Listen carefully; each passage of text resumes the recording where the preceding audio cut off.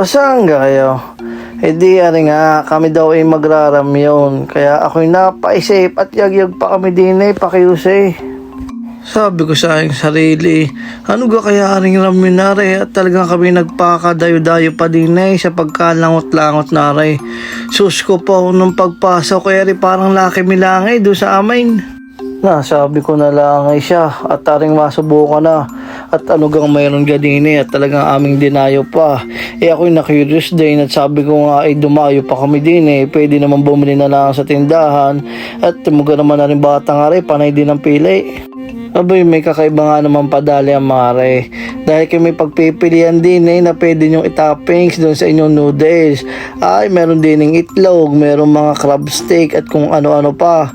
Kagandahan pa din tingnan nyo, aring juice na re. Mamaya ipapakita ko sa inyo kung paano gamitin na re. Ay siya, kayo magmasid-masid mo na din at ipapakita ko sa inyo aring napakagandang lugar nga are. Napaka-instagramable.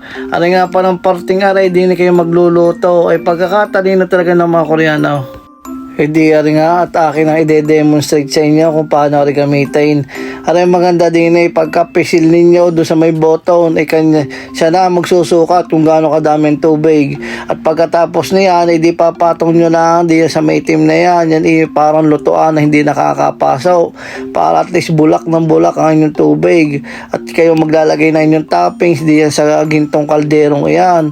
At mamaya di yan iluto na yan pinaglalagay ko na nga mga toppings ninyo, mukhang masasarap talaga. At ari para bagang ginaya doon sa sangyupan na kayo magluluto para hindi kayo maging tatamar-tamar kayo tinuturuan na kahit yan instant noodles lang hindi kayo matututo kahit paano. Hindi kami habang naghihintay ni Boss BJ na maluto ang lahat kami naglingon-lingon muna din sa mga K-pop na rin. Diyan sa mga mahilig sa K-pop ayan napakarami nyo makikita din yung picture kayo mananawa. Ayan na nga, nakahayin na ang aming kakainin tingnan nyo naman ay napakaganda, presentable. Aray yung sinasabi ko sa inyo na inumin, basta nyo na lang yung bubuksan sa may yelo at inyong ilalagay. At yun, di automatic na inumin nyo lang pagkakasarap na rin. Di atin nang titimusan na rin kung may pagkakaibaga doon sa aming probinsya sa Lucky May instant noodles at aring ramyun na rin. Abay, iba nga naman ang lasa. Hindi ba yung yung kala mo tagi instant kala mo niluto mo talaga na pa sarili. Yung toppings talagang malinamnam kahit bagang mga instant mga toppings ay pagka naman naluto ay iba din kala mo fresh na fresh.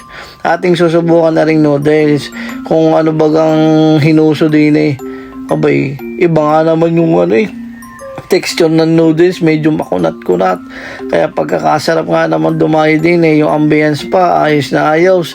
Kaya naman tayo sa ating pagkain ay libang na libang ay may paghihip pa si Utoy baka mapasuha at takawan mo.